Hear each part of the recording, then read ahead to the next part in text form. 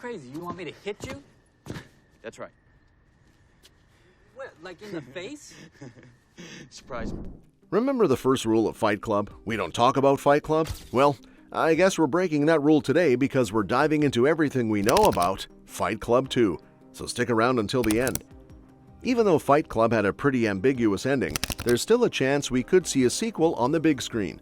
Sounds crazy, right? But here's something a lot of people don't know. Fight Club already has a sequel, just not in the way you'd expect. Instead of another novel by Chuck Palahniuk, the story continues in Fight Club 2: The Tranquility Gambit, a 10-volume comic book series. In it, the narrator and Marla are still stuck in their messy, dysfunctional relationship, but now he actually has a name: Sebastian. What makes this sequel really interesting is how it flips everything we thought we knew. The first movie ends with Sebastian, the narrator, seemingly killing Tyler Durden, right? Well, the comic throws a curveball by shifting the perspective. This time, we see things from Tyler's point of view. Turns out, Tyler's not as gone as we thought.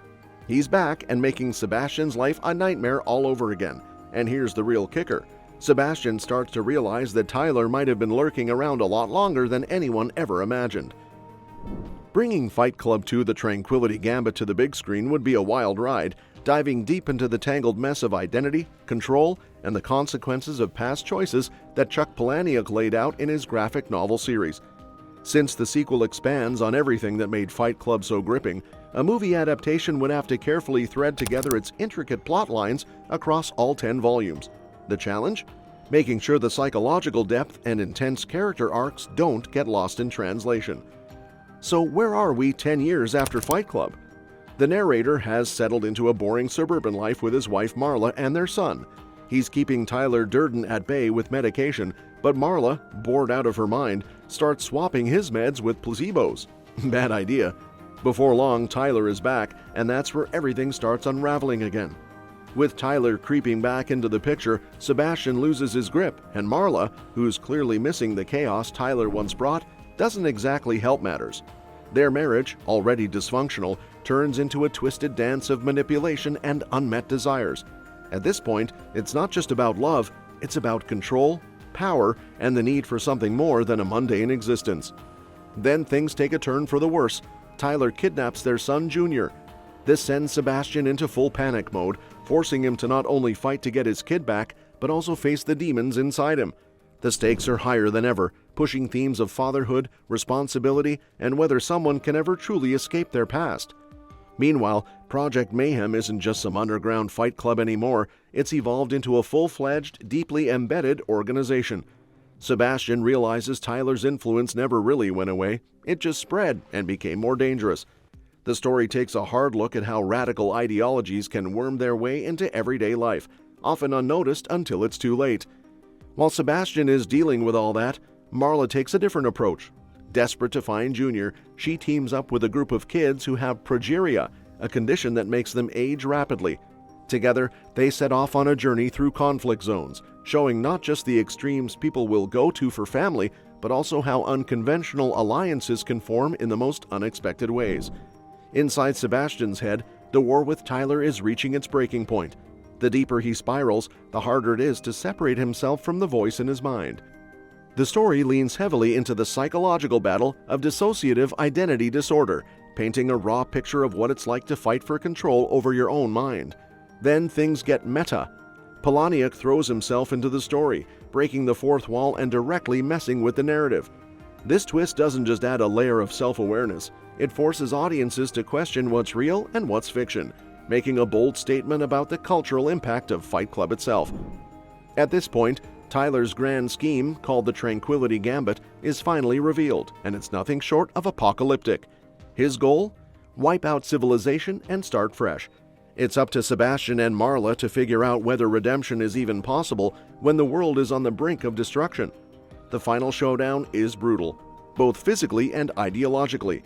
Sebastian, Marla, and their ragtag group of allies go head-to-head with Tyler's devoted followers. At its core, this battle isn't just about stopping Tyler. It's about questioning whether people truly have free will or if they're just puppets in a bigger game. And then, the ending. Just like the original Fight Club, the story doesn't wrap things up neatly. Instead, it leaves a sense of ambiguity, making you wonder whether change is even possible or if people are doomed to repeat the same patterns over and over. It's unsettling, thought-provoking, and exactly the kind of ending that sticks with you long after the credits roll. Bringing this kind of complex, layered story to film would be tricky, but if done right, it could be incredible. The adaptation would need to keep the psychological depth intact while also embracing the meta elements that make the graphic novel so unique. Breaking the fourth wall like in Deadpool or Ferris Bueller's Day Off could help capture that self-aware tone without feeling forced. Casting would be a huge deal too. Sebastian, Marla, and Tyler all have intense emotional journeys, so the actors need to bring their A-game to make the dynamics believable. And given the darker themes, especially the depiction of dissociative identity disorder, there'd have to be careful handling to make sure it's portrayed with depth and not just for shock value. Bringing in mental health experts during production could help get this right. Visually, the film could take inspiration from the graphic novel's distinctive art style. Using symbolic imagery, bold contrasts, and creative cinematography could make it stand out while keeping fans of the original series happy. And let's not forget the music. A killer soundtrack could really hammer home the film's chaotic energy and emotional beats.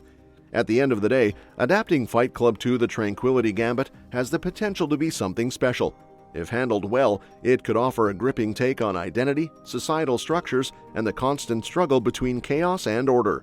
More than just a sequel, it could be a conversation starter, challenging audiences while staying true to the rebellious spirit of Fight Club. That said, they've got to bring back David Fincher for this because, let's be honest, Fight Club wouldn't be the same without his vision. The ending of the movie is already one of the most shocking and memorable finales in film history, but what's interesting is how different it is from the book. In Palahniuk's novel, Tyler's original plan isn't just about financial collapse, it's about literally bringing down a skyscraper to destroy a library.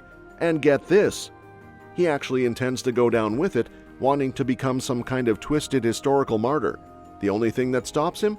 A simple malfunction with the bomb. Marla also plays a much bigger role in the book's ending.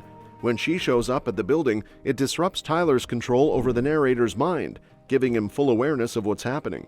That's when he makes the choice to shoot himself. Fincher's unmatched style. The sequel could be just as mind-blowing. It wouldn't just be a movie, it'd be an event. And that wraps up today's video. If you want to stay in the loop with all the latest movie and series news, don't forget to hit that subscribe button and give us a big thumbs up, because I'll be bringing you more updates on the sequel even before it drops.